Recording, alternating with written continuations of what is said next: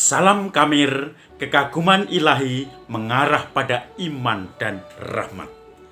Saudara-saudari yang terkasih, kembali saya sekarang membaca buku tentang filsafat. Dulu saya pernah belajar filsafat ketika frater ya. Filsafat dari kata filosofia, yaitu mencintai kebijaksanaan, sophia kebijaksanaan. Dan kita mencintai ilmu kebijaksanaan, ilmu tentang hidup ini. Dan buku yang saya bawa ini adalah Jelajah Hakikat Pemikiran Timur. Jadi ada dua pemikiran, dua logika, atau mungkin dua jalan untuk mencapai kebenaran, yaitu dengan model barat, yaitu penuh dengan logika, penuh dengan silogisme, dengan akal budi. Semuanya harus ada premis umum, premis khusus, dan kemudian disimpulkan. Itulah prinsip logika. Semua harus logis. Maka kita melihat filsafat barat itu selalu dengan logika. Ada definisi-definisi, ada kategori-kategori, semuanya jelas. Tetapi ketika saya membaca Jelajah Hakikat Pemikiran Timur, ini berarti filsafat Timur, Indonesia, Asia, Cina, India, dan Timur Tengah, semuanya itu mempunyai jalan pemikiran sendiri. Kalau pemikiran Barat tadi mengandalkan akal budi, definisi, kategori, misalnya kasih adalah bla bla bla bla ketika orang memberikan satu berkorban dan seterusnya. Tetapi filsafat Timur, dari pemikiran filsafat Timur memang mengandalkan akal budi juga, tetapi juga mengandalkan intuisi. Maka kemudian hati akhirnya yang menyatukan antara akal budi dan intuisi itu. Maka saudara-saudari yang terkasih, kalau orang menuliskan tentang filsafat Timur, jalan kesempurnaan lewat pemikiran-pemikiran Timur, kadang-kadang itu ditulis atau dirumuskan itu dengan umum dan simbolis. Misalnya sapi hilang, itu seperti Zen dan Buddhisme. Jadi ada sapi yang muncul, kemudian sapi yang dikejar, sapi yang mau ditangkap tetapi tidak bisa, kemudian sapi yang lenyap, dan dua-duanya lenyap, dan akhirnya kesempurnaan. Nah, saudara-saudari yang terkasih, itu simbol-simbol. Kalau filsafat Timur itu selalu tidak dalam akal budi yang ditekankan, tetapi ngelakoni. Maka sering disebut ilmu jalarane saka laku. Ilmu bisa didapat dengan laku. Laku adalah dengan pengalaman, dengan dialami. Kalau kita bicara tentang apa poso mutih, apa puasa putih, bisa filsafat Barat mendefinisikan puasa putih adalah orang yang tidak makan apapun selain nasi. Kemudian bisa 3 hari dan orang itu dalam kondisi ingin menyempurnakan hidup, membersihkan atau menyucikan hidup, dan seterusnya. Tetapi kalau filsafat Timur tentu saja tidak seperti itu. Yang penting adalah kamu ngelakoni, melakukan puasa itu sendiri, dan di situ kamu bisa paham apa itu puasa putih, apa itu puasa ngerowot, yaitu yang makan umbi-umbian. Kalau orang sering mendefinisikan itu filsafat Barat dengan akal budi, dengan sebab akibat, dengan definisi. Filsafat Timur adalah ngelakoni, menjalani. Ini yang saya dalami. Bagaimana orang-orang India menjalani meditasi, menjalani menjadi vegetarian.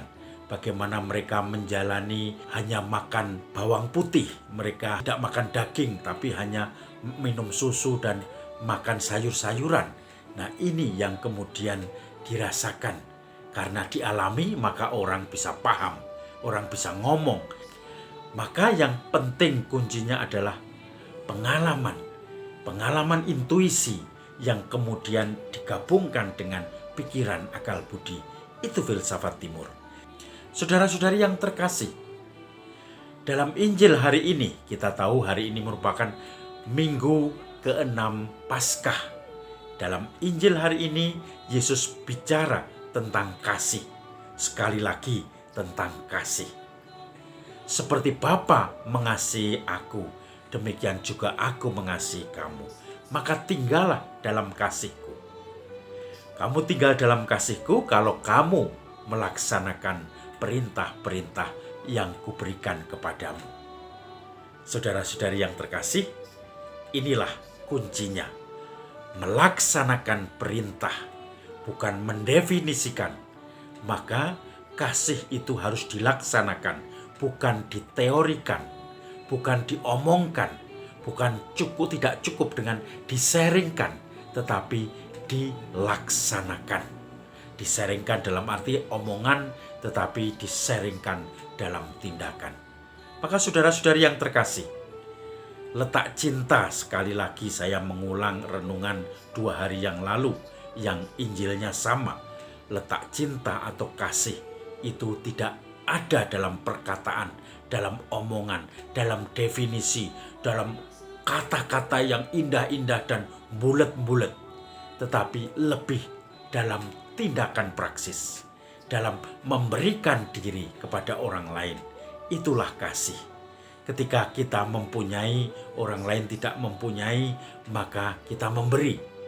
Ketika kita mempunyai sesuatu, pengetahuan dan kemudian juga penghiburan, semangat, maka disitulah kita berbagi kepada orang yang kehabisan penghiburan, kehabisan harapan, kehabisan semangat. Kalau ada yang kelaparan dan kita punya makanan, maka kita pun bisa membagi.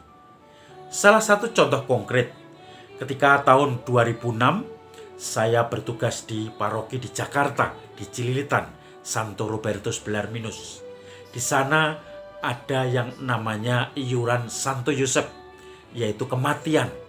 Jadi kalau orang meninggal, kalau ikut iuran ini, sebulan satu orang membayar 5.000. Jadi kalau satu keluarga 5 orang, berarti dia iuran 25.000 sebulan.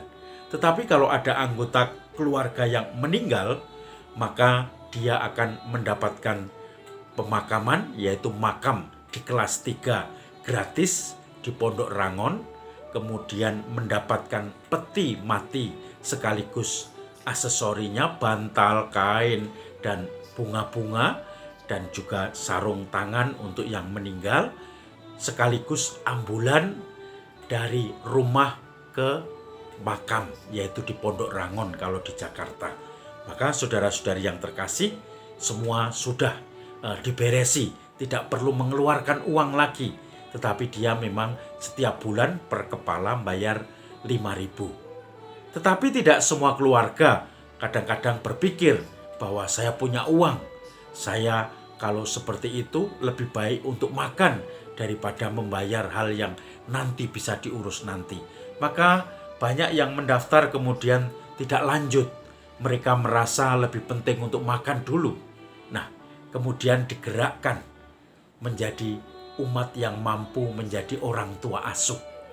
Jadi, kalau misalnya keluarga A itu mengangkat menjadi orang tua asuh bagi keluarga B yang satu keluarga anggotanya 5 orang, maka keluarga A ini akan setiap bulan membantu iuran untuk kematian ini Santo Yosep itu 25.000 karena per kepala 5.000. Sehingga bagi keluarga yang mampu untuk membayar 25.000 itu tidak berat.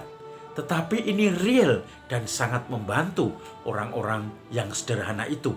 Apalagi ketika misalnya satu anggota keluarga yang anggotanya ada kakek nenek yang sudah sepuh-sepuh, yang sebentar lagi mungkin dipanggil Tuhan karena sakit-sakitan, maka mereka aman.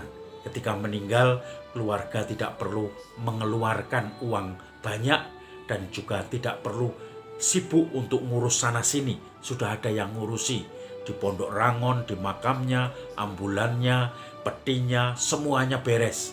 Sehingga tinggal di rumah menghadapi kedukaan bersama keluarga.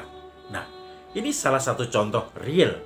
Sebulan dia membantu 25.000 untuk keluarga B tadi yang anggota keluarganya 5 orang.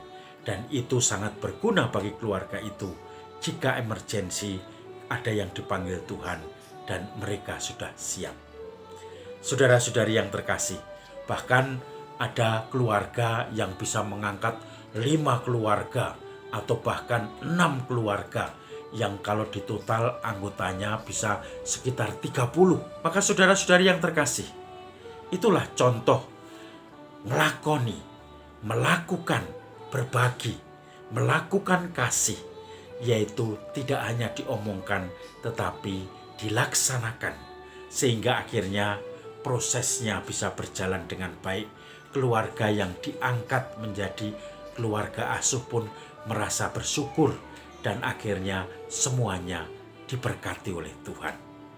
Maka saudara-saudari yang terkasih, mari kita tidak hanya ngomong, mendefinisikan, berfilsafat muluk-muluk, tetapi kita melaksanakan, ngelakoni dengan berbagi supaya orang-orang yang membutuhkan uluran tangan kita merasakan disapa dan juga diberkati Tuhan. Salam Kamir, kekaguman ilahi mengarah pada iman dan rahmat.